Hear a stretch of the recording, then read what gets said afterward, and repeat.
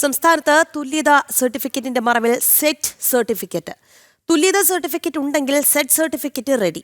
UGC അംഗീകാരം ഇല്ലാത്ത സർവകലാശാലകളിൽ പഠിച്ചവർക്ക് LBS സെന്റർ സെറ്റ് സർട്ടിഫിക്കറ്റ് നൽകി വരുന്നു.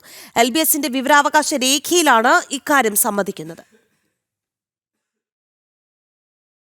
UGC അംഗീകാരമില്ലാത്ത സർവകലാശാലകളിൽ ഡിഗ്രി പഠിച്ചവർക്ക് തുല്യതാ സർട്ടിഫിക്കറ്റ് മാത്രം നോക്കി LBS സെറ്റ് സർട്ടിഫിക്കറ്റ് നൽകി വരുന്നത് അധ്യാപക മേഖലയെ താറുമാറാക്കുന്ന നടപടിയാണ്. അണ്ണാമല, ഭാരതീയ സർവകലാശാല, പെരിയാർ, കാമരാജ് സർവകലാശാല ഉൾപ്പെടെയുള്ള ഇതര സർവകലാശാലകളിൽ പഠിച്ചവർക്ക് എല്ലാം സെറ്റ് സർട്ടിഫിക്കറ്റ് നൽകും എന്നാണ് LBS സെന്റർ പറയുന്നത്. കേരളത്തിലെ ഏതെങ്കിലും സർവകലാശാലകളുടെ തുല്യത മതി. UGC അംഗീകാരം ഇല്ല എങ്കിലും LBS സെറ്റ് സർട്ടിഫിക്കറ്റ് നൽകും. മറ്റ് പരിശോധനകൾ ഒന്നുമില്ലാതെ തന്നെ UGCയുടെയോ UGC ഡിസൈൻസ് എഡ്യൂക്കേഷൻ ബ്യൂറോയുടെയോ അംഗീകാരം പരിശോധിക്കാൻ LBSൽ സംവിധാനമില്ല എന്നാണ് LBSന്റെ മറുപടി.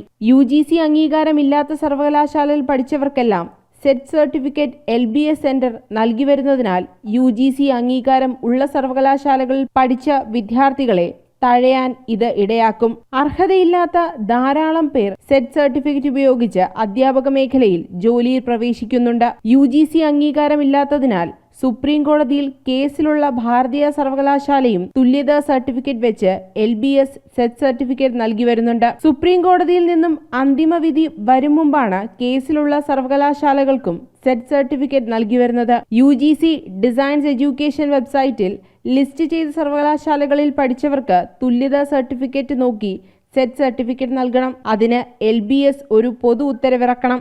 UGC അംഗീകാരമുള്ള സർവകലാശാലകളിൽ പഠിച്ച അർഹതപ്പെട്ടവർക്ക് സെറ്റ് സർട്ടിഫിക്കറ്റ് കിട്ടണം തുടങ്ങിയവയാണ് വിദ്യാർത്ഥികളുടെ ആവശ്യം.